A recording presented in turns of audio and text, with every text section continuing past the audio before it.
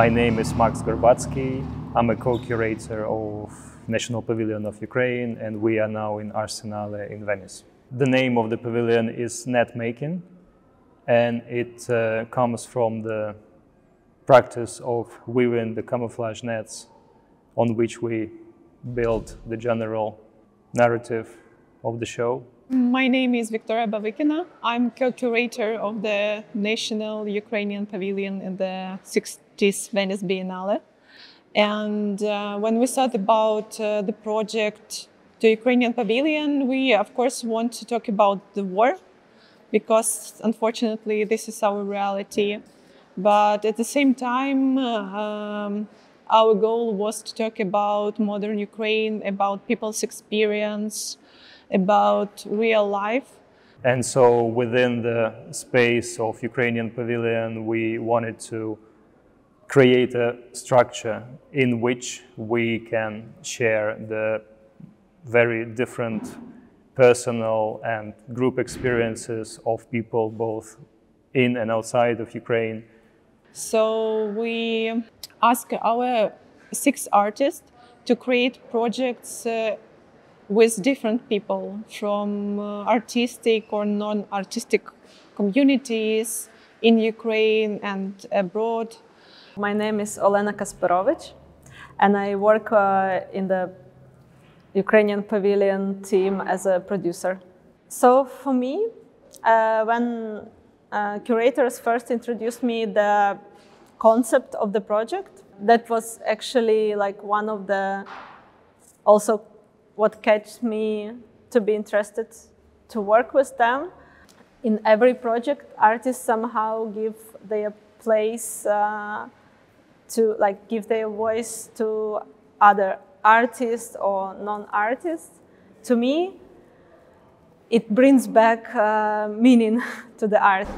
They address these experiences and these themes very dramatically, let's say, honestly, and dramatically at the same time. And I think it really, sometimes it hurts, sometimes it makes people feel uncomfortable, but overall I think it does work the way it should be, because these are such a different experiences, maybe complex and controversial, maybe some which are not really easy to take on, but it works on this general idea that we would like to share them, so people, they can really perceive them, and the response was quite intense, I would say. My name is Oleksandr Burlaka. I am an artist and architect. My work in the Ukrainian Pavilion is the background for other works. It creates the common space for everybody. It is a background made out of textile, domestic woven textile in 50s, 60s, which we, together with our producers, we were collecting all over the internet from different regions of Ukraine.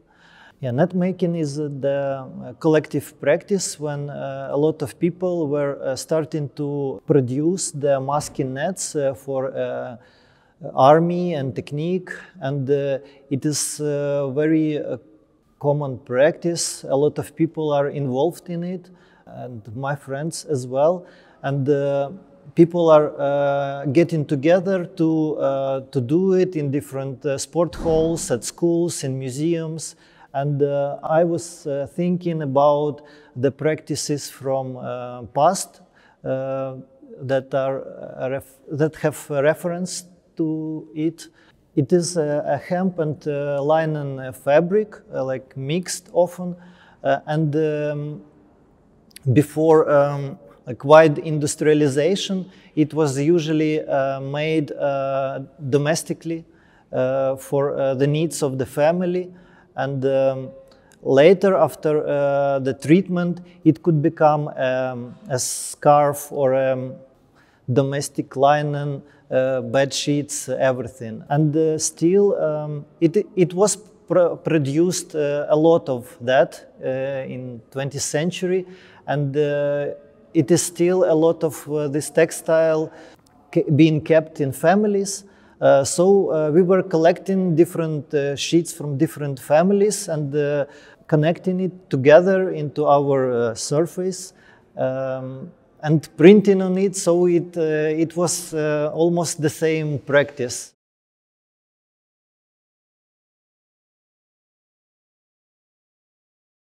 Hi, I'm Andrii Dostliev. I'm a visual artist. I work a lot with topics of trauma, migration, histories, queer histories. The work we did with Leah Dostlieva for the Ukrainian Pavilion is called Comfort Work, and it's an ironic investigations into stereotypes about Ukrainian refugees in Europe and which types of people are more welcome than the others.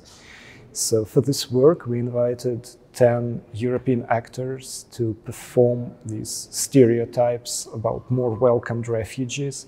And also we invited actual Ukrainian refugees to the shootings to guide the actors, to give them advice, instructions, how to perform Ukrainian refugees better. Hi, I'm Leah Dostlieva. And here on Biennale, I'm with Comfort Work piece. In a way, we researched on what preferable type of Ukrainian refugees should look like. And as aftermath of such research, we came up with a list of 10 stereotypes, 10 portraits. And then we hired for money European actors whom we paid to play Ukrainian refugees in front of camera.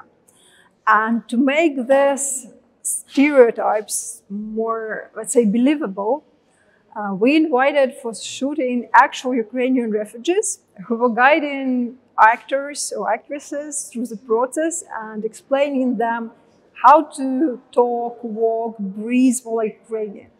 It was interesting to see how people like Ukrainian refugees had actually enormous fun working with actors, telling them what to do, how to dress, how to behave in front of the camera, to look Ukrainian, to look more Ukrainian than they are.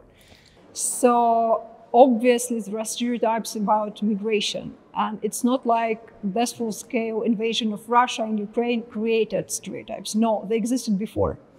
And the stereotypes of Ukrainian refugees just overlapped with general European or Western European imagination about Eastern Europe. So it's an overlap of many things, and obviously stereotypes are based on collective imagination of specific community. So we have 10 different stereotypes because they are also based on different communities. And probably if we spend more time doing this research, we would come up with more, but we thought that 10 is just enough. It's not a didactic work. It's intended to either hit something in them or not. I mean, it's just a mirror which they are looking in. It depends on them what they will see in this mirror. I'm not showing them anything aside from the mirror.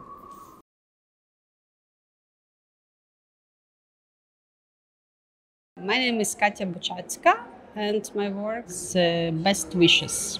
It's a group installation about wishes, about the tradition of wishes and how we experience the languages gap in the situation of some catastrophe like war is. And I decided to invite neurodivergent artists with whom I have been working from 2016. So from the first day of full-scale invasion, we returned to our Zoom each day workshop, and we did each day meeting where we explore what was for the breakfast actually, and what is the weather.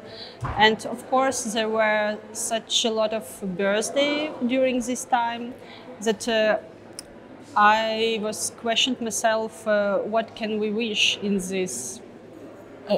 What can you tell to somebody who is under shelling and hiding on the second wall?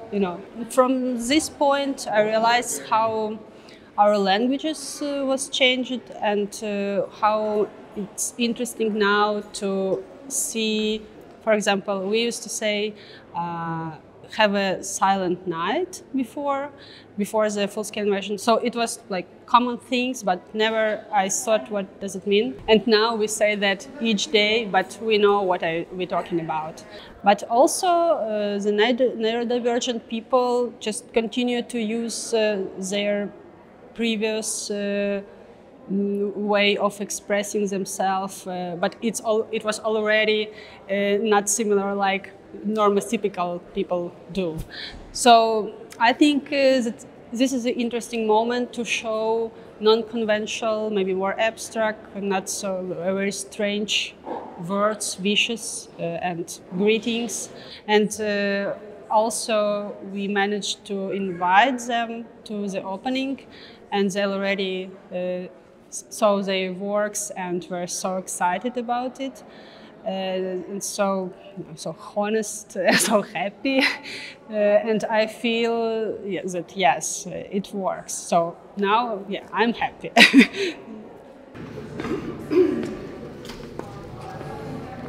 Я Дaniil Revkovskyi, я співпрацюю вже більше 10 років з Андрієм Rachynskym. Ми працюємо на різні теми, пов'язані з історією минулого або роздуми про історію майбутнього, та використовуємо дуже різні медіа. Від тотальних перформансів, перевтілень у героїв, підробки якихось документів або якихось вигадки історичних персонажів до роботи з якимись відеоархівами, матеріалами. Мене звати Андрій Rachynskyi, я з Харкова. Якщо казати про роботу з соціальними мережами, то зараз ця робота «Цивільні вторгнення» – це саме про нашу роботу, про нашу практику з соціальними мережами, з пошуком матеріалів через різні алгоритми запитів.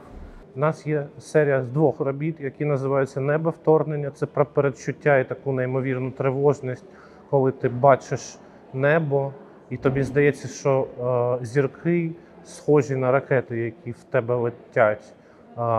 І цивільні вторгнення, сама ідея з'явилася після того, коли ми вперше побували за кордоном під час повномасштабного вторгнення, і в нас запитували, як ви. І хотілося замість того, щоб розповісти це словами, зробити таке відео, як розуміння, що переживають на Сході, і не тільки на Сході України, сотні тисяч людей або мільйони людей, чому люди втікають від війни, як взагалі війна виглядає. Саме наша робота, вона про такий колективний, як зібрання колективного досвіду українців, які переживали і продовжують переживати війну. Коли ти працюєш з документальним матеріалом, ти все одно робиш якийсь свій вислів. Це наш вислів, наші такі параної, які і навіть не тільки параної, бо там дуже багато такого специфічного гумору, який людям допомагає виживати. Я думаю, що, по-перше, дуже важливо показувати цей фільм саме тут, і важливо, щоб європейський глядач дивився, бачив це, тому що це дає більш повне розуміння того, як взагалі відбувається війна в Україні. My name is Misha Buksha. I'm head of visual communications of Ukrainian Pavilion in Venice. So I made the custom font for the Ukrainian Pavilion, which represents the idea of net making. I was thinking a lot about old Ukrainian fonts. We have a special name of handwriting, which is called skoropis, which basically means writing very fast. So I was trying to create something kind of in between with some modern variations of rounded fonts, and also browsing through the really old stuff from Ukrainian culture. And the main idea of the font is to always kind of take all the composition of the format. So you would have this feeling of a net on the piece, on the format. And also really important for me was that this font can be animated, so you could see how it's netting itself. Along this journey, we managed to find absolutely fantastic partners. With the support of them, it was possible to create this project. So now, when we finally open our exhibition, it feels amazing to see how everything in the end worked in the right way. It was a great journey, I think, first of all, because we have a great team.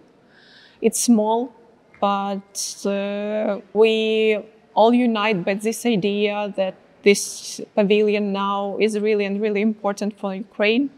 As we went through all this challenges and some hard times, some ups and downs, I think it just made us stronger as a team.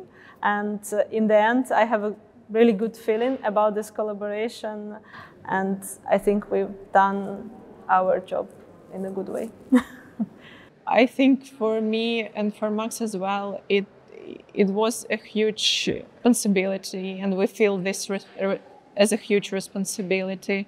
It means a lot, and for us it means a lot. So I think this is a beautiful result of this long-term work.